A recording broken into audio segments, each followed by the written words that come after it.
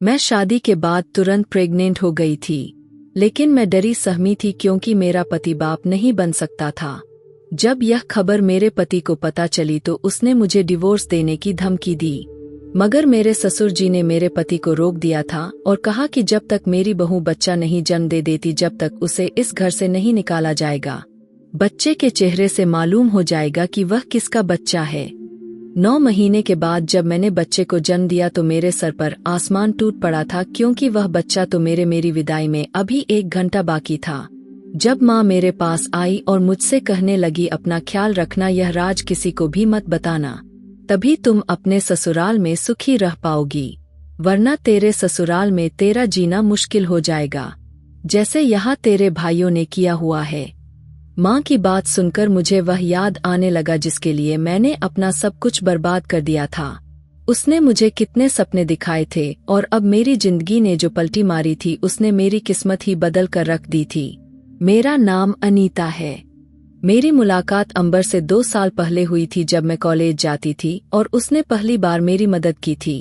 मैं सड़क के किनारे खड़ी थी, दूसरी तरफ जाना चाहती थी लेकिन ट्रैफिक बहुत ज्यादा थी कि मैं घबरा रही थी। तभी पीछे से मुझे किसी ने आवाज दी थी कि क्या आपको मेरी मदद चाहिए। मैं जैसे ही पीछे देखा तो काफी जवान सा लड़का मुझे मुस्कुरा कर देख रहा था। मैंने कुछ भी ना कहा और जल्दी ही अपना सर हाँ में हिलाया, क्योंकि मैं मजबूर थी। अगर मजबूरी ना होती तो मैं किसी भी लड़के की मदद कभी ना लेती, क्योंकि मुझे अपने भाइयों का पता था। उस लड़के ने मेरी मदद की और यूं मैं सड़क की दूसरी तरफ आ गई थी। पर जैसे ही घर आ गई मेरे भाइयों ने कोहराम मचा दिया। मेरा छोटा भाई गली में गुंडा समझा जाता था, ना जाने उसे कैसे पता चल गया, लेकिन घर जाते के साथ ही उसने मुझे बालों से दबोचा और कहने लगा कि किसके साथ मुंह काला कर रही थी, वह कौन था। उसकी बात सुनकर तो मेरा दिमाग कांपने लगा था। ऐसा लग रहा था जैसे उस लड़के की मदद मांगकर मैंने बहुत बड़ी गलती कर दी। मैंने भाई को सब सच सच बता दिया। जैसा तुम सोच रहे हो वैसा कुछ भी नहीं है, वह तो मेरी मदद कर रहा था। जब अगले ही पल भाई ने मुझे थप्पड़ों से मार मार कर लाल कर दिया। कहने लगा कि फिर वह कौन था जिसके साथ मेरे दोस्तों ने तुम्हें देखा था। अब मैं जान गई थी, मेरे भाइयों को आज फिर से उसके दोस्तों ने मेरे खिलाफ भड़काया था। उसके बदमाश दोस्त यही तो करा करते थे। भाई भी उनकी संगत में रहकर बदमाश हो गया था। 1 हफ्ता तक इस वजह से मैं कॉलेज भी नहीं गई थी। जैसे ही पेपर शुरू हुए थे तो भाई ने बहुत मुश्किल से कॉलेज जाने दिया था। मैं जैसे ही पेपर देने गई तो मुझे वही लड़का फिर से दिखाई दिया। उस दिन वह खुद ही मेरे पीछे आ गया, पर मैं भाई के डर से उससे दूर भागने लगी। जब अगले ही पल वह मुझसे कहने लगा, डरो मत, मेरा नाम अंबर है, मैं जानता हूँ तुम्हारे भाई ने तुम्हारे साथ अच्छा नहीं किया, मेरी वजह से तुम्हें बहुत कुछ सहना पड़ा है। उसकी बात सुनकर मैं और ज्यादा जज्बाती हो गई। मैं अपने भाइयों की इकलौती बहन थी। मेरे 2 भाई थे। बड़ा भाई पापा की जगह पर जॉब कर रहा था, उसने पूरे घर को संभाला हुआ था। छोटा भाई आवारागर्दी करता फिरता था। पापा वैसे ही हमें छोड़कर चले गए थे। भाई उसी की वजह से काफी बिगड़ गया था। अंबर ने मुझे हौसला दिया। मैं तो कब से किसी हौसले की तलाश में बैठी थी। मैंने अपने दिल की सारी भड़ास अंबर के सामने निकाल दी। उसने मुझ पर तरस खाया। अब वह हमेशा मुझसे मिला करता था और मुझे पैसे देकर मेरी काफी मदद करता रहता था। मैंने माँ को सारी बात बता दी। जब माँ तड़प कर बोली, तू बहुत गलत कर रही है, तेरे भाइयों में से किसी को भी पता चल गया तो वह तुझे जिंदा गाड़ देंगे, यह काम मत कर। पर मैंने कहा कि माँ भाई के सहारे बैठी रही तो वह तो मुझे इज्जत के नाम पर घर में ही बिठा कर रखेंगे, मुझे खुद ही कुछ करना पड़ेगा। माँ भी जानती थी उनके दोनों बेटे अपने पिता पर गए थे। पिता भी माँ को जूते की नोक पर ही रखते थे, पर भगवान ने माँ को सारी जिंदगी नर्क से बचा लिया था। अब यह 2 भाई मेरा जीना हराम कर रहे थे। माँ तो इस वजह से उनके आगे बोलती नहीं थी, वरना माँ के साथ भी ऐसा ही व्यवहार करते। यूं मैंने माँ को अंबर के बारे में सारी जानकारी दे दी थी। अंबर मुझे यही कहता था, मेरा सपना है मैं पढ़ लिख कर अमीर बंदा बनूं, मैं अपने भाई की तरह अमीर होना चाहता हूँ, उसके बाद मैं तुमसे शादी कर लूंगा। यह सुनकर मेरा दिल खुशी से कूदने लगा। मैंने जल्दी अपनी माँ को बता दिया। माँ भी खुश हो गई। अंबर कहता था कि मैं तुमसे दहेज भी नहीं लूंगा, बस तुम मेरे पास आ जाना, मेरे लिए इतना ही काफी होगा। मैं यूं ही अंबर की मोहब्बत में अंधी हो गई थी। मैं अब उससे रोज कॉलेज के बहाने मिला करती थी। अब अपने भाइयों के साथ भी मैं बहुत अच्छे तरीके से रहा करती थी, ताकि मेरे भाइयों को किसी भी तरह का मुझ पर शक ना हो। मेरे भाइयों ने मुझे कॉलेज में पढ़ने की परमिशन दी हुई थी। अब तो मैं खुलकर अंबर से मिला करती थी। उस दिन मेरे कॉलेज से ट्रिप पर जाना था और यह कॉलेज का ट्रिप था। सारी लड़कियां ट्रिप पर जा रही थी, पर मैं अपना मुंह सुझाए बैठी हुई थी, क्योंकि मैं जानती थी कि मेरे भाई मुझे ट्रिप पर जाने की कभी भी परमिशन नहीं देंगे। पर अंबर ने काफी जिद की। वह मुझे अपनी मोहब्बत की कसम देने लगा था, अगर तुम इस ट्रिप पर नहीं गई तो फिर ना जाने हमारी मुलाकात कब होगी, क्योंकि मेरे सपनों को पूरा करने का अब वक्त आ गया है। उसकी बातें सुनकर मैं जज्बाती हो गई थी। ट्रिप रात को जाना था। तभी जैसे ही वह रात आई तो मैंने माँ को बताया और अपने कमरे की खिड़की से बाहर निकलने का फैसला कर लिया, और यूं मैं अपने इरादे में कामयाब हो गई। छोटे से बैग में अपना सारा सामान डाल लिया और इस तरह मैं ट्रिप पर चली गई। मेरे भाइयों को पता ना चल सका, पर यह मेरे दिमाग का फितूर था। पीछे से सबको पता चल जाएगा और एक हंगामा खड़ा हो जाएगा। लेकिन फिलहाल तो मैं बहुत ज्यादा खुश थी। अंबर तू मेरी हिम्मत की सराहना कर रहा था, मुझे हौसला देने लगा था। तुम्हें ऐसे ही मजबूत होना पड़ेगा, वरना तो तुम्हारे भाई तुम्हें कुछ भी नहीं देंगे और तुम्हें ऐसे ही पैरों में कुचलकर आगे बढ़ जाएंगे। लेकिन मैं कहाँ जानती थी उस एक ट्रिप की वजह से मेरी जिंदगी इतनी मुश्किल में पड़ जाएगी। उस दिन अंबर मुझसे अपनी मोहब्बत का दावा करने लगा था। यूं हम दोनों बहक गए और मुझे यही कह रहा था, आखिर को एक ना एक दिन हम दोनों को एक तो होना ही है।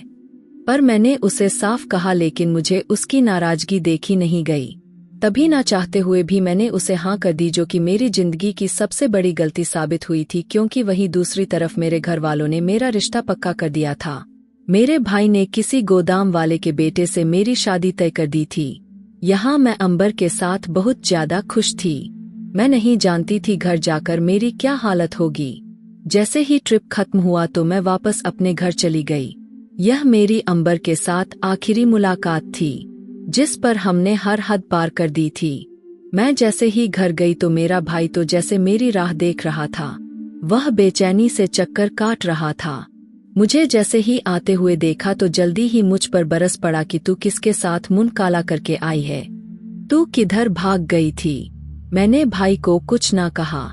जब अगले ही पल मेरे बड़े भाई ने मुझे बताया कि तेरा रिश्ता हम लोगों ने पक्का कर दिया है, कुछ ही हफ्ते बाद तेरी शादी है। यह सुनकर तो मुझे हैरानी का झटका लगा था। मैं माँ की तरफ देखती रह गई थी। माँ की भी नजरें झुक गई थी। अब तो मेरे दोनों भाई मुझ पर आए दिन पहरा देते रहते थे। कुछ हफ्ते बाद ही मैं दुल्हन बनी बैठी थी। मैं अंबर से किसी तरह बात करना चाहती थी, पर उसका फोन बंद जा रहा था। मैंने कॉलेज में पता करवाया था, उसका इसी साल कॉलेज पूरा होना था।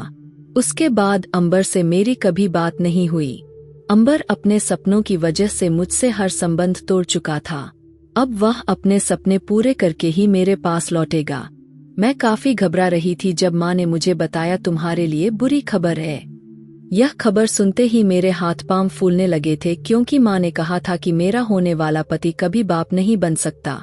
मैं तड़प कर माँ से बोली, माँ तुमने मेरी शादी ऐसे आदमी से क्यों की जो कभी औलाद की खुशी नहीं दे सकता? क्या मैं सारी जिंदगी ऐसे ही बांझ रहूंगी? माँ कहने लगी, अली तुझे तो भगवान का धन्यवाद करना चाहिए। तेरे भाई ने तेरी शादी एक अमीर इंसान से की है, वरना तुझे बदचलन समझकर किसी गरीब को देने वाले थे। वह तो मेरे रोने गिड़गिड़ाने पर वह मेरी बात को माने हैं।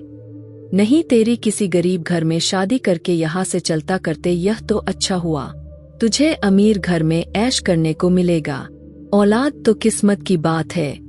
माँ की बातें सुनकर मैं टूट चुकी थी।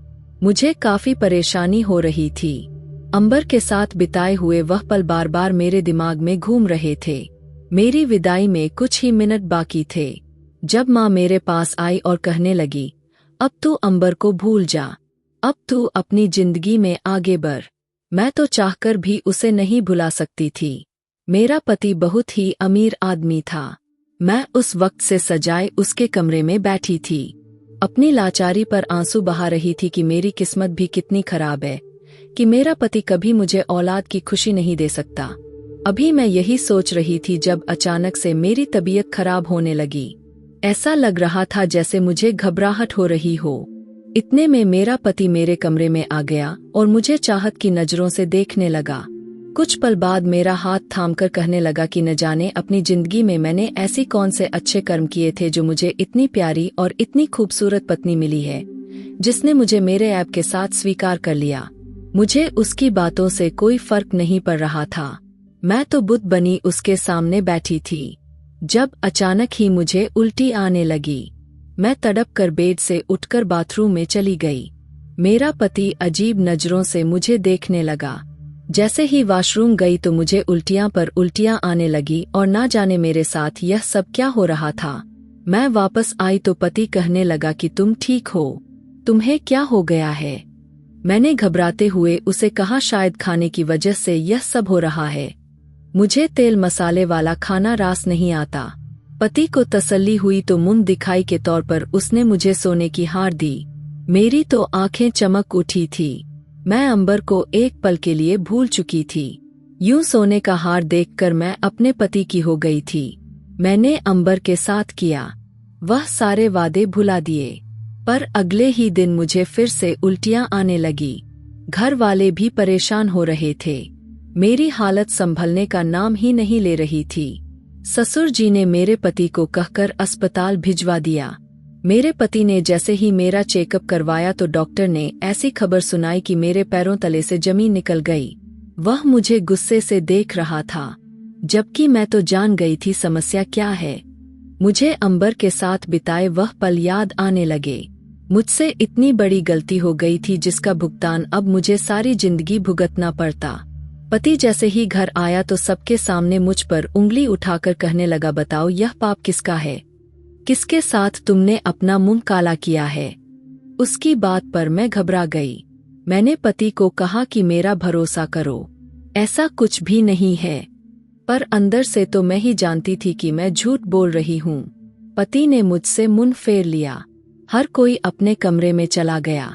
मुझे अंबर की याद आने लगी क्योंकि जानती थी यह बच्चा अंबर का ही है। मैं थक कर वापस अपने कमरे में आ गई। मेरे पास अंबर की फोटो थी। फोटो निकालकर मैं अब उसे शिकायत करने लगी थी। तुम कहाँ चले गए हो? तुम तो मुझसे कहते थे तुम मुझसे शादी कर लोगे। क्या तुम्हारे सपने इतने प्यारे थे? तुमने मुझे एक नजर देखना अच्छा नहीं समझा कि मैं किस हाल में हूँ? प्लीज वापस आ जाओ। देखो मेरे साथ क्या हो गया है। मैं तुम्हारे बच्चे की माँ बनने वाली हूँ। अगर मैं सबको सच्चाई बताती तो सब मुझे घर से निकाल देंगे। मेरा भाई तो मुझे मार कर रख देगा। मैं ऐसे ही अंबर से बातें कर रही थी जैसे उसकी तस्वीर नहीं बल्कि वह खुद मेरे सामने खड़ा हो। कुछ देर के बाद जैसे ही मेरा दिल थोड़ा हल्का हुआ तो मैंने उसकी तस्वीर वापस अपने सामान के अंदर छुपा कर रख दी। अब मैंने यह बात नोट की थी। मेरे ससुर जी मेरा ख्याल रखते थे। मेरे पति ने तो मुझसे डिवोर्स देने की धमकी दी थी। एक दिन उसने सबके सामने उसने डिवोर्स पेपर मेरे मुंह पर मारा तो ससुर जी ने मेरे पति को बुरा भला कहना शुरू कर दिया। देखो हो सकता है यह बच्चा तुम्हारा ही हो। जब पति कहने लगा कि पापा आप जानते हैं ना कि मेरी औलाद नहीं हो सकती, ससुर जी कहने लगे क्या पता भगवान ने तुम पर अपनी कृपा की हो और तुम्हारी किस्मत में औलाद लिख दी हो। यह सुनकर अफसोस करने लगा क्या आप मेरे पिता हैं या उसके पिता हैं? उसका साथ क्यों दे रहे हैं? आप जानते हैं ना कि यह लड़की एक छोटे से घर से आई है। उसके तो भाई ने उसको कुछ भी ना दिया और उसे ऐसे ही भेज दिया है जैसे वह लोग अपना बोझ हल्का करना चाहते हो। जरूर इसने कोई गलत काम किया होगा, वरना किसी भी लड़की के साथ ऐसा नहीं होता जैसे उसके साथ हुआ है। उसके भाई तो उसे मुंह ही नहीं लगाते। यह बच्चा 100% किसी और का ही है। जब ससुर जी कहने लगे ठीक है, जैसे ही बच्चा पैदा होगा तो तुम देख लेना वह तुम पर ही जाएगा। अपने ससुर जी की बातें सुनकर मैं तो बिल्कुल गूंगी हो गई थी। कितने भले इंसान हैं जो मेरा साथ दे रहे हैं। मैं दिल से उनके लिए प्रार्थना करने लगी थी। यूं मेरे पति ने बहुत मुश्किल से फैसला किया था। वह 9 महीने इंतजार करेगा। जैसे ही बच्चा आएगा इस बच्चे को देखकर फैसला करेगा कि वह मुझे डिवोर्स देगा या नहीं। पर मैं जानती थी 2 महीने के बाद सारा सच खुलकर सबके सामने आ जाएगा, क्योंकि यह बच्चा जिसका है उसी पर जाएगा। इतने महीने से मैं अंबर से बिल्कुल भी नहीं मिली थी। मुझे उसकी याद सता रही थी। जब एक दिन अचानक ही मेरे ससुर जी मेरे पास आए, वो मुझसे पूछने लगे कि तुम बहुत परेशान लग रही हो, बताओ तो सही क्या परेशानी है, मैं तुम्हारी मदद कर सकता हूँ। मैंने ससुर जी की बात सुनी तो घबराकर कहने लगे, नहीं पापा जी, ऐसी कोई बात नहीं। मेरी बात सुनकर वह हंसने लगे थे, जैसे वह मेरा झूठ पकड़ चुके हो। तभी कहने लगे कि वह आदमी कौन था, उसने तुम्हें क्यों छोड़ा। मैंने जैसे ही अपने ससुर जी की जुबान से यह बात सुनी तो मेरे सर पर जैसे आसमान गिर गया, क्योंकि मेरी चोरी पकड़ी गई थी। मैं फूट फूट कर रोने लगी थी। यूं ससुर जी को मैंने सारी बात बता दी कि उससे मोहब्बत करती थी। उसने एक दिन मेरी मदद की थी। उसका नाम अंबर है। वो मुझसे अपनी मोहब्बत का दावा करता था और यूं हम दोनों एक दूसरे के करीब आ गए थे। यह मेरी सबसे बड़ी गलती थी। ससुर जी ने जैसे ही मेरी बात सुनी तो मुझे तसल्ली देने के लिए आगे बढ़े। तुम्हें फिक्र करने की कोई जरूरत नहीं, मैं तुम्हारा पूरा साथ दूंगा। तुम्हें अपने पति से घबराने की कोई जरूरत नहीं। जब तक मैं तुम्हारे साथ हूँ, कोई तुम्हारा कुछ नहीं बिगाड़ सकता। अपने ससुर की बातें सुनकर मैं हक्का बक्का रह गई थी। आखिर वह मेरा साथ क्यों देना चाहते थे, जब सारे घर वालों में से एक मेरे ससुर थे जो मेरा ख्याल रख रहे थे। रोज रात को वह मुझे दूध लाकर देते। वह दूध पीकर तो मैं बिल्कुल सुकून की नींद सो जाती थी। एक दिन मैं सोचने लगी, शायद ससुर जी मुझे अंबर से भी मिलवा देंगे। अगर मैं उनसे अंबर से मिलने की बात करूंगी, शायद वह मुझे मिलवा देंगे। यही सोचकर मैं उनके पास चली गई और उनसे अपने दिल की बात कह दी। पर ससुर जी कहने लगे, बेटा ऐसा नहीं हो सकता, तुम्हें कुछ टाइम इंतजार करना होगा। जब ठीक वक्त आएगा और यह बच्चा इस दुनिया में आ जाएगा तो मैं तुम्हें अंबर से मिलवा दूंगा। मैं ससुर जी की बात सुनकर खुश हो गई थी, पर मैं ना जान सकी आखिर ससुर जी मेरा इतना साथ क्यों दे रहे हैं। मुझे आज तक मालूम नहीं हुआ अंबर कहाँ पर है। मैं पछता रही थी। पति अब मुझसे अलग अलग रहने लगा था। जैसे अब तो वह उसी का इंतजार कर रहा था कि कब मेरी डिलीवरी होगी और वह बच्चा सबके सामने आ जाएगा। जैसे जैसे यह दिन बीत रहा था, वैसे वैसे मेरी घबराहट और बढ़ती जा रही थी। फिर आखिर वह दिन भी आ गया था जब मैं हॉस्पिटल गई। मेरी डिलीवरी हुई। जैसे ही मेरा बच्चा इस दुनिया में आया तो मेरे पति के साथ साथ ससुराल वाले इस बच्चे को देखकर बिल्कुल सुन्न हो गए थे। मेरे पति का रंग बिल्कुल उड़ गया था। मैं उस वक्त बेहोशी के हालत में थी, लेकिन मुझे सब सुनाई दे रहा था। कैसे सब मेरे बच्चे को देखकर खुश हो रहे थे। उनकी खिलखिलाहट मेरे कानों में गूंज रही थी। मुझे काफी हैरानी हुई थी। आखिर ऐसा कैसे हो सकता है। वह बच्चा तो अंबर और मेरा था। जैसे ही मुझे होश आया तो पति कहने लगा कि मुझे माफ कर दो। मैंने उसे कहा कि आप मुझसे किस बात की माफी मांग रहे हैं। जब वह कहने लगा, मैंने तुम पर बहुत बड़ा इल्जाम लगा दिया था, यह बच्चा तो मेरा ही है। अपने पति की बात सुनकर तो मेरे पैरों तले से जमीन निकल गई थी, क्योंकि जब यह बच्चा मेरी गोद में आया और जब मैंने अपने बच्चे को देखा तो मेरा होश ही उड़ गया था। पर ऐसा कैसे हो सकता था। मेरे ससुर कहने लगे, देखा मैंने तुमसे कहा था ना कि एक बार तुम्हारा बच्चा सामने आ जाएगा तो फिर तुम्हारा पति तुम्हें भी स्वीकार कर लेगा। मैं अपने ससुर से कहने लगी कि आप तो सारी सच्चाई जानते हैं। यह बच्चा मेरे पति का नहीं है, बल्कि यह तो अंबर का है। ससुर जी बोले, अब बीती हुई बातों को भुला दो, अपनी जिंदगी में आगे बढ़ जाओ और इस सच्चाई को किसी को भी ना बताना।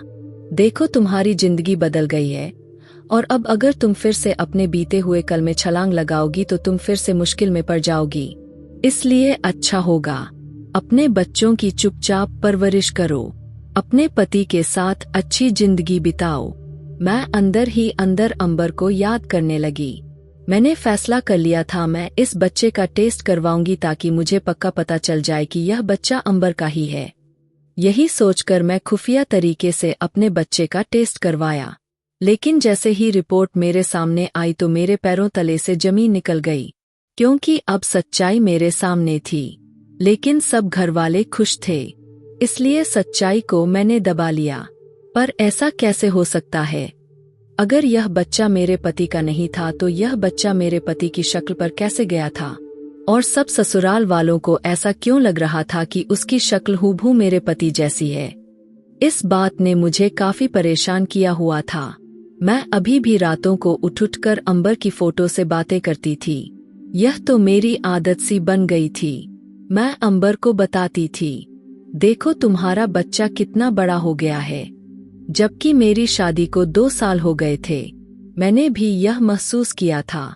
मेरा बेटा बिल्कुल अपने पिता पर गया था, लेकिन यह लोग दावा कर रहे थे कि यह मेरे पति पर गया है। एक शक्ल के 2 लोग कैसे हो सकते हैं? 2 साल बाद पहली बार मैंने अपने ससुराल में हलचल देखी। हर तरफ अफरातफरी मची हुई थी, जैसे ना जाने कोई आ रहा हो। मैंने अपने ससुर जी से पूछा, क्या कोई आ रहा है? तो कहने लगे, हाँ तुम्हारे पति का छोटा भाई आ रहा है। मैंने काफी परेशान हो गई थी, क्योंकि कभी भी किसी ने भी मुझे उसके बारे में नहीं बताया था कि उसका छोटा भाई भी है। पहली बार ही मैंने अपने पति के छोटे भाई की बातें सुनी थी। मैंने अपने पति से पूछा कि आपने मुझसे यह बातें क्यों छुपाई? तो पति चीख उठा था, खबरदार, जो तुमने उसे मेरा भाई कहा, मैंने उसे कब का मुर्दा मान लिया है।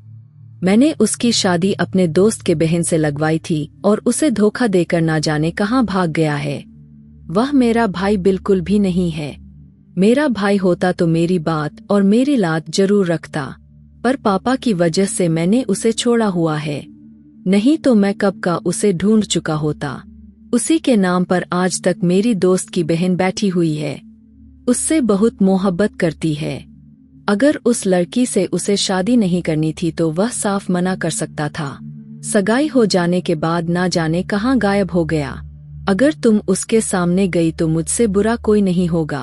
मैंने उससे हर संबंध तोड़ लिया है। मेरे पापा उससे सबसे ज्यादा प्यार करते हैं, जबकि सारा घर में चलाता हूँ। मेरे छोटे भाई की आदत बहुत खराब है।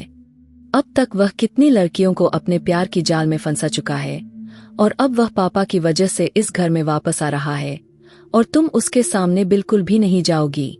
उसकी नजर ठीक नहीं है। मैंने उसकी सगाई अपने दोस्त की बहन से इसलिए करवाई थी ताकि वह यह सब छोड़ दे, लड़कियों के चक्कर में ना पड़े। नंदिता बहुत ही समझदार और खूबसूरत लड़की है। इतनी खूबसूरत होने के बाद भी उसे नंदिता पसंद नहीं। मेरी कसम है, तुम्हें उसके सामने बिल्कुल भी नहीं जाओगी। जब मैंने उसके मुंह से उसके छोटे भाई की इतनी बुराई सुनी तो मैं डर गई थी और हक्का बक्का रह गई। कैसा भाई है? मैं जान गई थी मेरा पति तो भूलकर भी मुझे अपने देवर से मिलने नहीं देगा, और ऐसा ही हुआ था, क्योंकि जैसे ही मेरा देवर आया तो मेरा पति मुझे कमरे में बंद करके चला गया था, जबकि वह उदय को अपने साथ ही ले गया था। इसे मैं उसके चाचा से मिलवा दूंगा, पर मैं नहीं चाहता मेरे बदमाश भाई की नजर तुम पर पड़े। यूं मैं आधी रात तक अपने पति का इंतजार करती रही। आधी रात को मेरा पति आया। मुझे काफी हैरानी हुई थी। वह 2 दिन ऐसे ही बीत गए थे। मेरे पति ने मुझे बाहर निकलने ना दिया था। एक दिन मेरे ससुर जी मुझसे कहने लगे, चलो अब वक्त आ गया है, मैं तुम्हें अंबर से मिलवा देता हूँ। मैंने अपने ससुर जी से कहा, आप यह सब कैसे करेंगे? आपको क्या पता अंबर कहाँ है? ससुर जी कहने लगे, तुम फिक्र ना करो, मैंने सारा इंतजाम कर लिया है, तुम बस मेरे साथ चलो। ससुर जी उदय को उठाए, मुझे लेकर किसी होटल में आ गए। मैं जैसे ही वहां गई तो अपने सामने अंबर को देखकर मेरे रोंगटे खड़े हो गए थे। मुझे यकीन नहीं आया कि वह मेरे सामने खड़ा है। ससुर जी तो वापस चले गए, जबकि मैं अंबर से लगकर बिलक बिलक कर रोने लगी थी। तुमने मेरे साथ ऐसा क्यों किया? तुम्हारे बाद मेरी जिंदगी कितनी बदल गई थी। मैंने कितना कुछ बर्दाश्त किया है, तुम नहीं जानते। पर अंबर ने मेरी बात का कोई जवाब ना दिया। बल्कि अगले ही पल उसने मुझे खुद से अलग कर दिया। मैं उसे नासमझी से देख रही थी। मुझे उससे यह उम्मीद नहीं थी वह मेरे साथ ऐसा करेगा। वह काफी बदल गया था। उसका बदलावदला रूप देखकर मेरे चेहरे के रंग उड़े थे, क्योंकि अंबर ने तो कभी मुझसे मोहब्बत भरी बातें किए थे, वादे किए थे। मैंने उससे कहा, क्या हुआ अंबर, मैं तुम्हारी मोहब्बत हूँ जिसका तुमने मुझे सबूत दिया था। फिर उसके बाद तुम मुझे छोड़कर चले गए थे। देखो यह उदय है, हमारी मोहब्बत का सबूत और हमारी मोहब्बत की निशानी। अगले ही पल अंबर ने रोते हुए मुझे चुप करवा दिया। खबरदार, जो तुमने आइंदा से ऐसी बात अपनी जुबान से निकाली तो अब तुम मेरी भाभी हो। यह सुनकर तो मेरे पैरों तले से जमीन निकल गई थी। मुझे ऐसा लगा था जैसे मैंने कुछ गलत सुन लिया हो। ऐसा कैसे हो सकता था? मुझे तो अभी तक विश्वास नहीं हो रहा था। मैं आश्चर्य में पड़ी हुई थी। अंबर को देख रही थी। उससे कहने लगी, यह तुम क्या कह रहे हो? वह कहने लगा, हाँ यह सच बात है। तुम मेरी भाभी हो, तुम मेरे भाई की पत्नी हो। खबरदार, जो इस सच को तुमने किसी के सामने लाने की कोशिश की, वरना तुम्हारी जिंदगी बर्बाद हो जाएगी। मेरा तो कुछ नहीं बिगड़ेगा, मैं तो अपनी जिंदगी में आगे बढ़ चुका हूँ। फिलहाल तुम भी यह बातें भूलकर मेरे भाई के साथ अपनी जिंदगी में आगे बढ़ जाओ। अंबर मुझे ऐसे ही कह रहा था जैसे कुछ हुआ ही नहीं था, हमारे बीच कुछ था ही नहीं। वापस चला गया, पर मैं तो अब टूट चुकी थी। मैंने उदय को थामा और वापस ससुराल आ गई। मुझसे तो अपने पति से भी नजरें नहीं मिलाई जा रही थी कि कल को जब उसे पता चलेगा यह बेटा उसके भाई का है, जिससे वह इतनी नफरत करता है, और मेरे दिल में उसके भाई के लिए प्यार है, तो वह एक बार भी नहीं सोचेगा मुझे घर से बाहर निकाल देगा। यही सोच सच कर मेरे हाथ पांव फूल रहे थे, मेरा बदन डर के मारे कांप रहा था। अब मैं क्या करूं? मैं जान गई थी कहीं ना कहीं मेरे ससुर जी को यह सारी सच्चाई का पता चल गया। मेरे ससुर जी जब भी मेरा इतना साथ दे रहे थे क्योंकि उनके बड़े बेटे की ऐप छुप गई थी। अब मुझे अंबर पर बहुत गुस्सा आ रहा था। अब उसके भाई की बातें मुझे सच लग रही थी। यह अंबर एक नंबर का लफंगा है, लड़कियों को अपनी मोहब्बत की जाल में फंसाता है। और सबसे बड़ी बात यह कि ससुर जी इस सब को छुपा रहे थे। मेरे ससुर जी मेरे कमरे में आए और कहने लगे, उस रात अंबर की तस्वीर तुम्हारे हाथ में थी, तुम उससे बात कर रही थी जब मैंने तुम्हें देख लिया था। मैं जान गया था कि तुम मेरे बेटे की मोहब्बत हो, पर वह हर लड़की के साथ ऐसा ही करता है। उसे लड़की बाजी बहुत पसंद है, इसी की वजह से मेरा बेटा उससे नफरत करता है, तुम्हें उसके सामने नहीं जाने देता। अब एक बात पर मेरा बेटा राजी हुआ है, वह नंदिता के साथ शादी कर ले ताकि उसका घर बस जाए। कब तक वह लड़कियों के पीछे भागता रहेगा? यह दोनों एक ही खून है। लेकिन अब जब अंबर को पता चल गया है कि तुम उसके भाई की पत्नी हो, तो अंबर तुम्हें कभी बुरी नजर से नहीं देखेगा। फिलहाल तुम अपनी जिंदगी में अपने पति के साथ आगे बढ़ जाओ। मैं तुमसे वादा करता हूँ कि मैं अपने बड़े बेटे को तुम्हारी सच्चाई कभी नहीं बताऊंगा, और ना ही अंबर ऐसी हरकत करेगा। मैंने अपने ससुर जी की बातें सुनी। मैं तो बिल्कुल टूटकर बिखर गई थी। मैं ना जाने किस बेवफा से मोहब्बत कर बैठी थी। वह तो एक नंबर का लफंगा निकला। उसका दिल तो हर लड़की पर आ जाता है। मेरी आंखों के सामने मेरी मोहब्बत किसी और का हो जाए। मैं जान गई थी अंबर अपनी जिंदगी में आगे बढ़ जाए। अगर वह आराम से मुझे भुला देगा, पर उसे कभी भी नहीं भुला सकती, क्योंकि अब बात उदय की थी जो कि अंबर की औलाद थी। मैंने कसम खा ली थी कि मैं अपने पति को सारी सच्चाई बता दूंगी, पर मुझ में इतनी हिम्मत नहीं थी, क्योंकि जानती थी अगर मैंने यह सच्चाई बता दी तो मायके में भी नहीं जा सकूंगी, क्योंकि वहां तो मेरे भाइयों ने मेरे लिए सारे वापसी के रास्ते बंद कर दिए थे। मैं एक गहरे दलदल में फंस चुकी थी। अगले दिन अंबर ने शादी का ऐलान कर दिया था। मेरा पति तो मुझे बाहर भी निकलने नहीं देता था। वह तो यही समझता था अगर अंबर ने मुझे देख लिया तो वह मुझ पर भी बुरी नजर रखेगा, जबकि मैं तो पहले ही अंबर की दीवानी थी। उसे सच्चाई कहाँ मालूम थी। अब मैं अंबर की होने वाली पत्नी को देखना चाहती थी। तभी मैंने अपने पति को कहा, मैं पर्दा करके बाहर जाऊंगी, इस तरह आपका भाई मुझे नहीं देख सकेगा। यूं पल्ला करके मैं सबके सामने आ गई। मैंने अंबर की पत्नी नंदिता को देखा जो बहुत ज्यादा खूबसूरत थी, जैसा कि मेरे पति ने कहा था। अंबर अब उसके साथ ऐसी बातें कर रहा था जैसे उसकी जिंदगी में कभी आई ही नहीं थी। उदय बार बार अंबर के पास जा रहा था। सबको यही लग रहा था जैसे उदय को अपने चाचू से बहुत लगाव हो गया है, पर असल में बात तो यह थी कि वह अपने सगे पिता को पहचान रहा था, तभी उसके पास जा रहा था। दिन ऐसे ही बीतने लगे और अंबर ने शादी कर ली थी। मैं अपनी नजरों के सामने अपनी मोहब्बत को किसी और के साथ देखती थी तो मेरा दिल टूट जाता था। यह तकलीफ मुझसे बर्दाश्त नहीं हो रही थी। जब एक दिन अचानक ही मुझे किसी का फोन आया था। वह खबर सुनकर तो मेरे पैरों तले से जमीन उड़े थे। मेरे हाथ से फोन छूटकर जमीन पर गिर गया था। हर कोई मुझसे पूछ रहा था क्या हो गया, पर मेरे होंठ पर बस मेरे पति का ही नाम था। मेरे पति का काफी भयानक एक्सीडेंट हो गया था, कहा अंबर ने। जैसे ही सुना तो वह अपने भाई की मोहब्बत में पागल होकर बाहर निकल गया। मेरे पति की बहुत सर्जरी हुई थी लेकिन वह सर्जरी कामयाब ना हो सकी और मेरा पति मुझे छोड़कर हमेशा हमेशा के लिए चले गए। यह सदमा काफी गहरा था। मुझे ऐसा लगता था जैसे मैंने अपने पति से बेवफाई की है। मैं उसकी जिंदगी में उसे इतनी बड़ी सच्चाई छुपाई थी और उसे इतने बड़े धोखे में रखा था। मैं काफी शर्मिंदा थी। मेरे पति के साथ बिताए गए दिन मुझे बार बार याद आ रहे थे। अंबर मुझे काफी हौसला देता था। मैं जानती थी वह मुझे भाभी समझता है, यही समझकर मुझे हौसला देता। मुझे उसका यह हौसला देना बिल्कुल भी बर्दाश्त नहीं था। तभी मैं एक झटके से उसे खुद से दूर धकेल देती थी। अपना यह फर्जी एहसान अपने पास ही रखो, मुझे उसकी कोई जरूरत नहीं। अमन ने उदय को संभाल लिया था, पर मैंने भी फैसला किया था मैं अपने पति से अब और ज्यादा बेवफाई नहीं करूंगी। तभी मैंने उसी घर में रहने का फैसला किया था। लेकिन मैं इतना जान गई थी कि अब अंबर को मेरा एहसास होता है, क्योंकि कहीं ना कहीं वह भी मुझसे मोहब्बत करता था। उसके दिल में अभी भी मेरे लिए वही मोहब्बत थी। वह बात अलग थी। उसने वह मोहब्बत अपने दिल के किसी कोने में संभाल कर रखी थी। पर अब जैसे ही मेरे पति की मृत्यु हो गई और मैं विधवा हो गई थी, तो उसकी वह मोहब्बत फिर से जागने लगी। तभी वह मेरा ख्याल रखता था।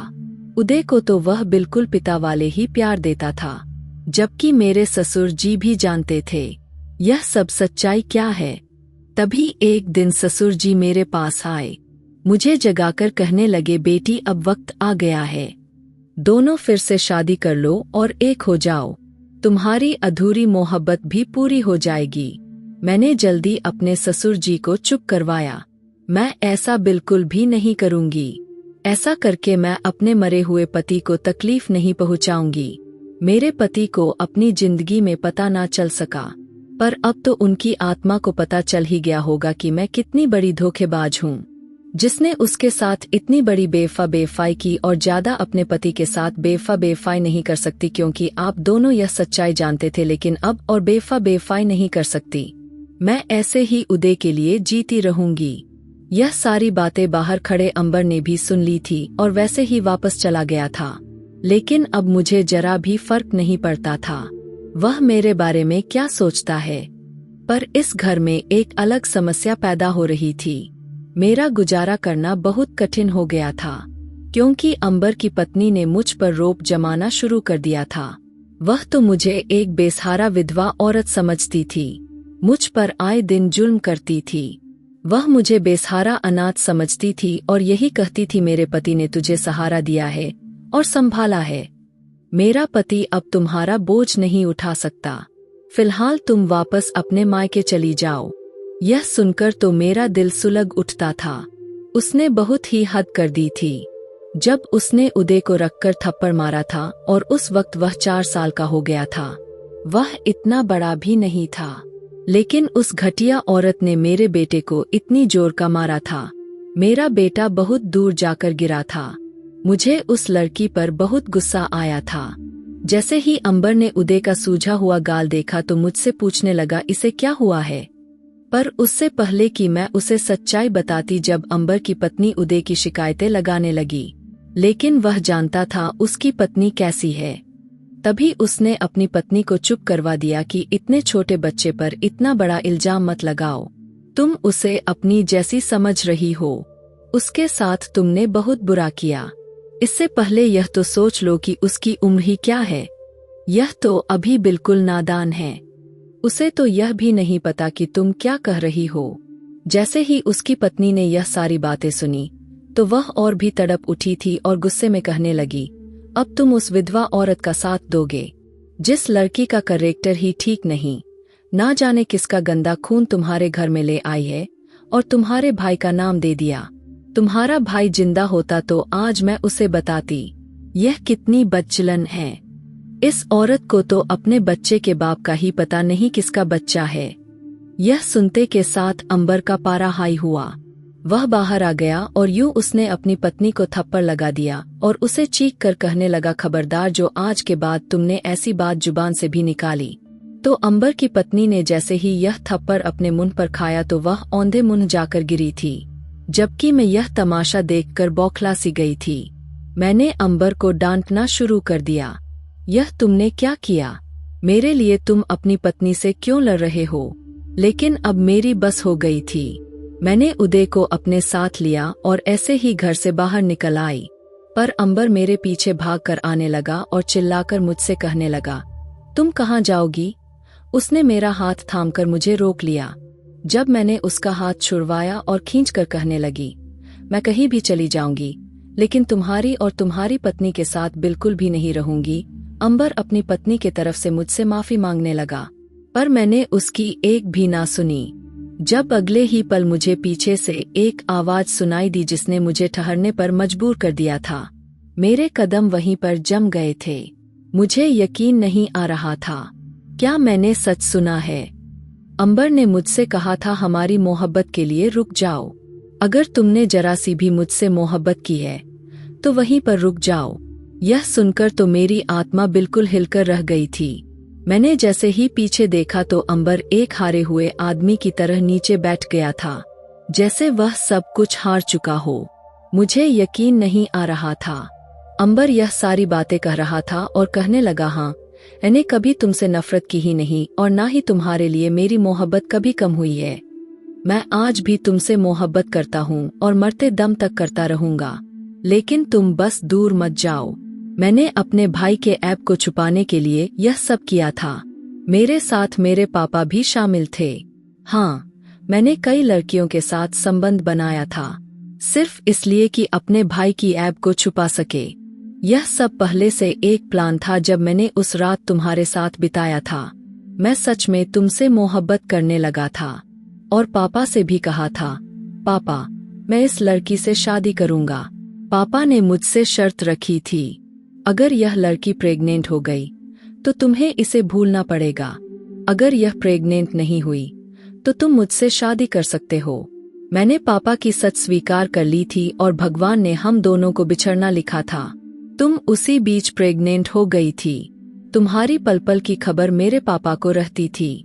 जब तुम्हारे भाइयों ने तुम्हारे लौटने पर तुम्हें मारा था, तुम बेहोश हो गई थी, तो तुम्हें हॉस्पिटल में एडमिट कराया गया था। वहां से ही पता चल गया था कि तुम प्रेग्नेंट हो। मेरे पापा ने झट से यह रिश्ता तुम्हारे भाई को दिया और उन्होंने स्वीकार भी कर लिया, लेकिन तुम्हारी माँ राजी नहीं हो रही थी। जब तुम्हारी माँ को पता चला कि तुम प्रेग्नेंट हो, तुम्हारी माँ को मजबूरन यह शादी मेरे भाई से करवानी पड़ी थी, क्योंकि अब तुम्हारे साथ भी कोई शादी ना करता। बच्चा भी तुम्हारे पेट में तब 3 महीने का हो चुका था। तुम्हारा अबॉर्शन भी नहीं होता, तो पापा ने यह सारी चाल चली थी। इस तरह तुम मेरे भाई की पत्नी बन गई थी। सच मानो मैं तुमसे मोहब्बत करने लगा था। इसी वजह से मैं अब दूर जा चुका था ताकि मैं तुम्हें भूल जाऊं। नंदिता से मेरी मंगनी बचपन में तय हो गई थी, पर नंदिता मुझे बिल्कुल भी पसंद नहीं थी। वह मेरे भाई की दोस्त की बहन थी। भाई चाहता था वही मेरी पत्नी बने और मैंने जितनी भी लड़कियों के साथ संबंध बनाया था ताकि अपने भाई के ऐब को छुपा सकूं। अंबर की यह बातें सुनते मेरे सर पर जैसे 7 आसमान आकर गिर गया था और मैं बिल्कुल चक्कर खाकर जमीन पर गिर गई थी। यह मैं क्या सुन रही थी? यह सब जानबूझकर मेरे साथ हो रहा था और मैं तो इसे मोहब्बत समझ रही थी। अब मेरे पास कोई रास्ता नहीं था। मुझे अब अंबर से घिन आने लगी थी। ससुर जी तो मुझे बहुत बुरे लगने लगे थे। वह अपने बेटे के ऐब छुपाने के चक्कर में ना जाने वह कितनी लड़कियों के साथ अपने छोटे बेटे को सुला चुके थे और मोहरा में बन गई थी। लेकिन अब मैं कुछ नहीं कर सकती थी। अब मैं कभी तुम्हें खुद से दूर नहीं जाने दूंगा। अंबर ने यह सारी बातें कर ली थी, लेकिन अगले ही पल मेरी नजर नंदिनी पर गई थी, जो आंखें फाड़े हम दोनों के पीछे खड़ी हम दोनों को ही देख रही थी। उसे जैसे ही अपने पति के मुंह से ऐसी बातें सुनी तो वह वहीं पर बेहोश हो गई थी। मैंने जैसे ही अंबर की पत्नी को बुलाया था तो वह पीछे मुड़ा। हम दोनों उसे अस्पताल ले गए। कुछ देर के बाद उसे होश आ गया था, लेकिन उसने होश में आते के साथ ही मेरा गला पकड़ लिया था। कहने लगी थी कि मनहूस औरत, तुमने मेरा घर उजाड़ दिया। पहले तुमने अपने पति से बेवफाई की, अब मेरा घर तोड़ना चाहती हो। तुमने यह सब अच्छा नहीं किया। मेरा सांस उखलने लगा था जब इतनी ही देर में अंबर आ गया। उसने अपने पत्नी को मुझसे दूर किया। नर्स ने उसे बेहोशी का इंजेक्शन लगा दिया।